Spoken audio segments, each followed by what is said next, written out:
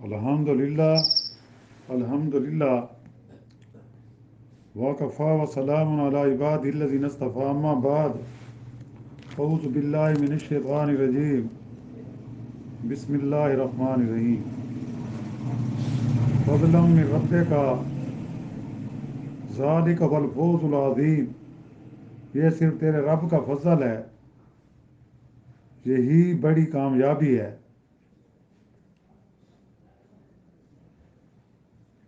فإنما یسرناہ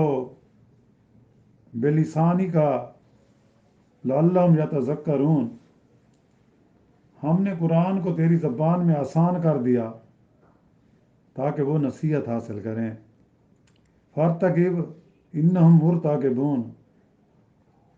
اب تو منتظر رہ، یہ بھی منتظر رہیں، یعنی آپ بھی اب انتظار کریں اور یہ بھی انتظار کریں۔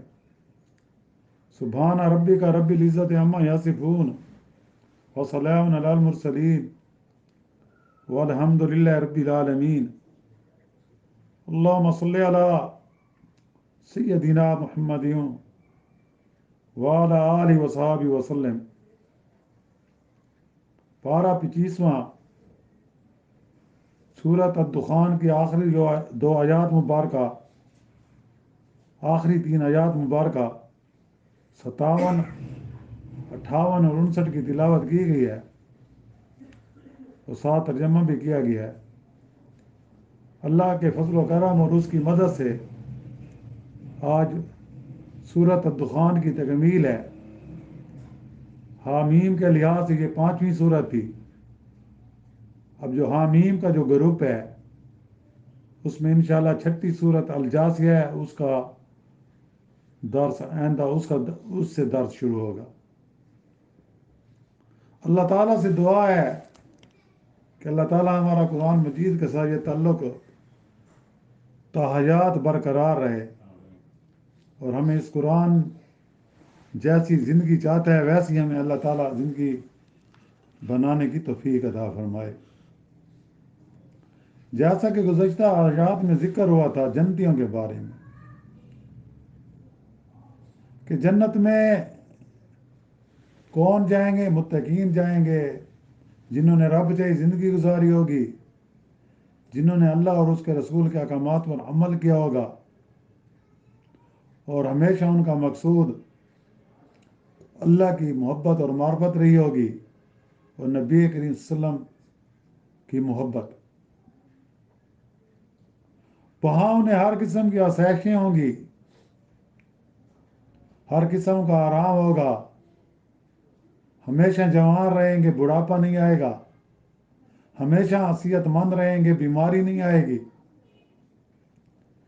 ایک دوسرے سے محبت کرنے والے ہوں گے، کوئی کسی پر حسد نہیں کرے گا۔ اور پھر ذکر ہوا تھا کل کے درس میں کہ جو لوگ دوزخ میں چلے جائیں گے وہ حسرت کریں گے کہ بس ہمیں موت آ جائے۔ تو اس کا جواب یہ دیا کہ بس موت ایک ہی ہے، وہ تم موت کا ذائقہ چکھ چکے ہو، اور پھر موت آ جائے گی، یعنی جب جنتی جنت میں چلے جائیں گے، جہنمی جہنم میں چلے جائیں گے، اور پھر اللہ تعالیٰ اپنی رحمت سے جو اہل ایمان ہوں گے، جو جہنم میں ہوں گے اور جن کے دل میں ذرا بھر بھی ایمان ہوگا، انہوں نے کبھی شرک نہیں کیا ہوگا، انہوں نے کبھی اللہ کے ساتھ کسی دوسرے کو معبود نہیں بنایا ہوگا، اللہ تعالیٰ ان کو اپنی رحمت کاملہ سے جہنم سے نکال کر جنت میں لے جائیں گے۔ جب سب لوگ جنتی جنتوں میں چلے جائیں گے، جہنمی جہنم میں چلے جائیں گے، تو پھر جنتیوں اور جہنمیوں کے درمیان موت کو ایک مینڈے کی صورت میں لا کر ذبح کر دیا جائے گا، اور جنتیوں کو کہا جائے گا کہ اب تم موت نہیں آئے گی، بس موت ایک ہی تھی جس کا ذائقہ تم دنیا کی موت میں چکھ چکے ہو، اب تم سدا ہمیشہ خوش و خرم رہو، یہاں تمہیں کوئی تکلیف نہیں ہوگی، ہر چیز بغیر محنت کے ملے گی. تمہارے پاس حوریں ہوں گے، غلمان ہوں گے، ہر قسم کی آسائشیں ہوں گی، جو تم چاہو گے وہ تمہیں فوراً مل جائے گی. اور جہنمیوں سے کہا جائے گا کہ تم نے دنیا کی زندگی کی قدر نہیں کی، تم نے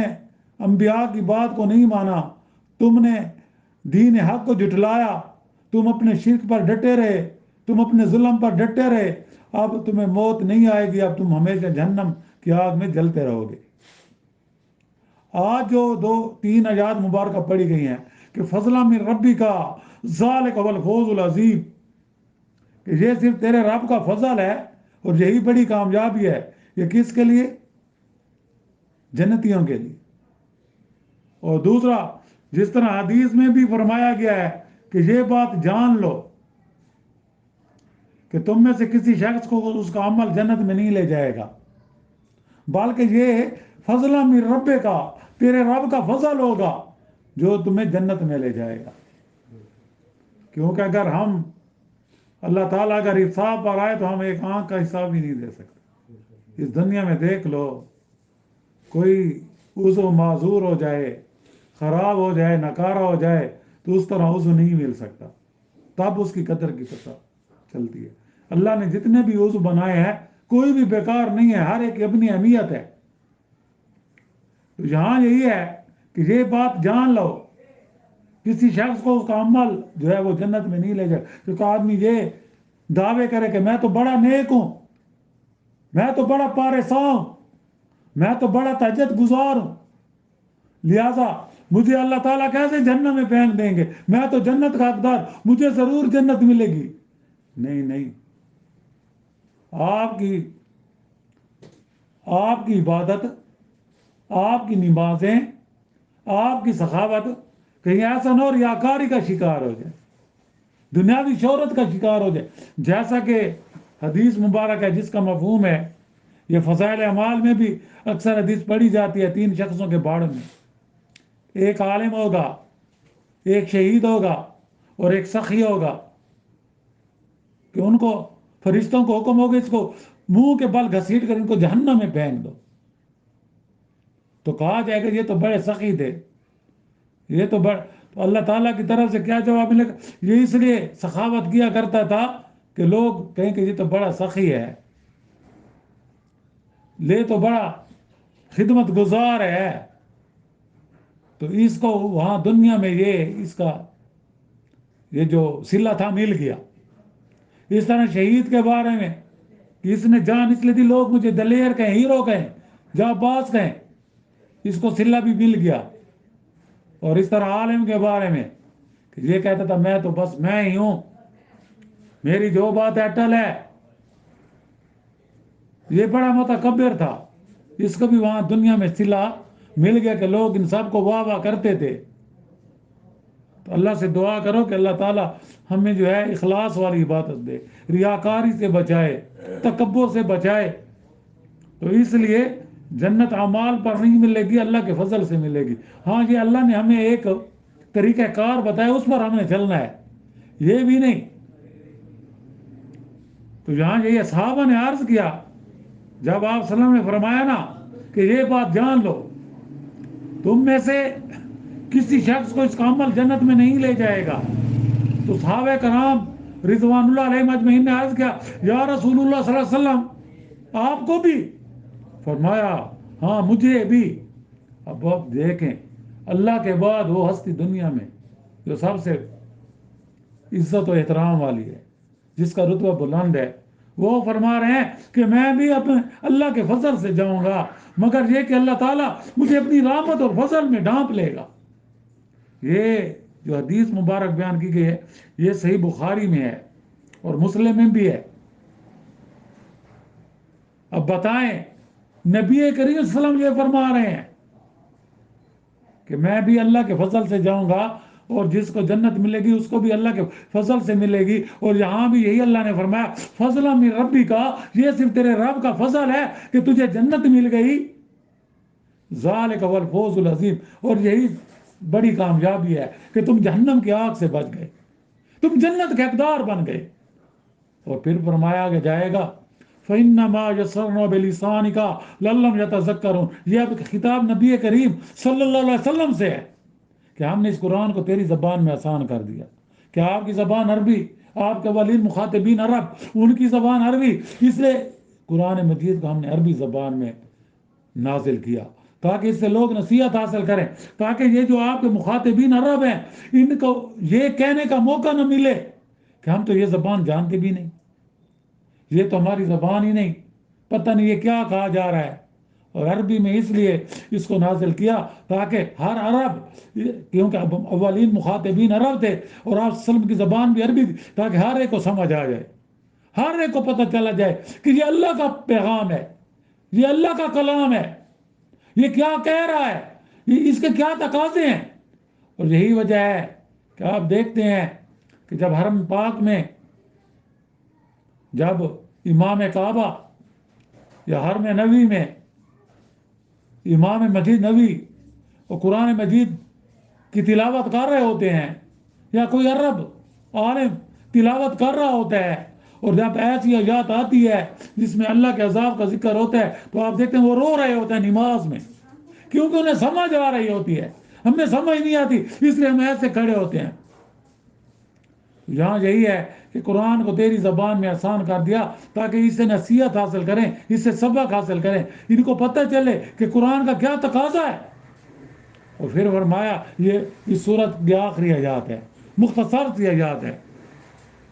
فارتقب فارتقب انا مرتقبون، بس آپ بھی انتظار کریں اور یہ بھی انتظار کریں، یعنی آپ تو منتظر رہے، اب تم بھی منتظر رہے، یہ بھی منتظر ہیں کہ اب آگے کیا ہوگا۔ آپ نے تو پیغام حق پہنچا دیا، اب جنہوں نے آپ کی بات مان لی ان کے لیے تو جنت ہے، ان کے لیے تو اللہ کی نعمتیں ہیں، اور جنہوں نے نہیں مانی ان کے لیے جہنم ہے۔ تو عذاب الہی کا وہ انتظار کریں کہ اگر اس دنیا میں بچ گئے تو آخرت میں نہیں بچ سکیں گے، اگر یہ ایمان نہ لائے۔ ہاں اگر ایمان لے آئے تو پھر تو یہ کامیاب ہے، اگر ایمان نہ لائے تو پھر یہ بھی سن لیں کہ ان کو عذاب الہی سے کوئی چیز نہیں بچا سکتی، اور یہ منتظر ہیں اس بات کے کہ اسلام کے غلبہ اور نفوذ سے قبل ہی شاید آپ موت سے ہم کنار ہو جائیں، یعنی یہ آپ کی موت کا انتظار کر رہے ہیں کہ اسلام کو غلبہ حاصل نہیں ہوگا اور آپ اس دنیا سے رخصت ہو جائیں گے، پھر ہماری سرداری ہوگی۔ لیکن ان کو یہ بھول ہے، پھر اللہ نے دکھا دیا، اللہ نے دکھا دیا، ان کے وہ جو بڑے بڑے سردار تھے جو وقت کے فرعون بنے ہوئے تھے، غزوہ بدر میں سب ہلاک ہو گئے۔ پھر اللہ نے اسلام کو غالب کیا ساری دنیا میں۔ صحابہ کرام کی زندگی میں دیکھ لیں کہ کتنے، یعنی کہ حضرت امیر معاویہ رضی اللہ تعالیٰ عنہ کے دور تک ہم، یعنی کہ 66-67 لاکھ مربع میل تک مسلمانوں کی حکومت تھی، اور 132 ہجری میں جب بنو امیہ کا دور ختم ہوا اس وقت تقریباً 80 لاکھ مربع میل پر تقریباً جو ہے مسلمانوں کی حکومت تھی دنیا میں، تو اللہ نے دکھا دیا، اور جو کفر تھا وہ ختم ہو گیا۔ اور اس وقت سے کفر اکٹھا ہے، ہر قسم کے طریقے سازشیں کرتے ہیں کہ اسلام کو مٹایا جائے، مسلمانوں کو آپس میں لڑایا جائے، ان کے اندر ایسی پھوٹ ڈالی جائے، وہ اس میں کامیاب بھی ہوئے ہیں لیکن پھر بھی اسلام کو نہیں مٹا سکے۔ اللہ نے ایسے ہیرو پیدا کیے ہوئے ہیں، ایسے اسلام کے دائی پیدا کیے ہوئے ہیں جنہوں نے اسلام کا دامن تھاما ہوا ہے، جو اسلام کے دامن کو بے عیب نہیں ہونے دے رہے، اور انشاءاللہ اسلام غالب رہے گا۔ اسلام کو کوئی نہیں مٹا سکتا، جو اسلام کو مٹانے کی کوشش کرے گا وہ خود مٹ جائے گا۔ اللہ سے دعا ہے کہ اللہ تعالیٰ ہمیں صحیح قرآن و مجید کی اور سنت رسول صلی اللہ علیہ وسلم کی سمجھ عطا فرمائے، اور بقیہ زندگی قرآن و سنت کے مطابق گزارنے کی توفیق عطا فرمائے۔ جو مظلوم مسلمان دنیا میں جن پر ظلم ہو رہا ہے اہل کفر کی طرف سے، یا جو ظالم ان پر ظلم کر رہے ہیں، اللہ تعالیٰ ان سے خود بدلہ لے۔ اللہ تعالیٰ مظلوم مسلمانوں کی، خصوصاً فلسطین کے مسلمانوں کی،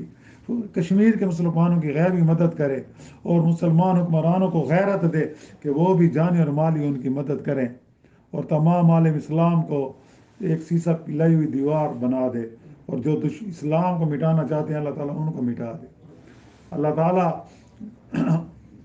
جو مسلمان اس دنیا سے رخصت ہو گئے ہیں، اللہ تعالیٰ ان سب کی مغفرت فرمائے اور ان کو جنت میں اعلیٰ مقام عطا فرمائے۔ جو بیمار ہیں، گھروں میں ہیں، اسپتالوں میں، اللہ تعالیٰ سب کو صحت کاملہ عطا فرمائے اور ان کو ایمان کے ساتھ زندہ رکھے۔ اللہ تعالیٰ ہم سب کا خاتمہ بھی ایمان پر فرمائے۔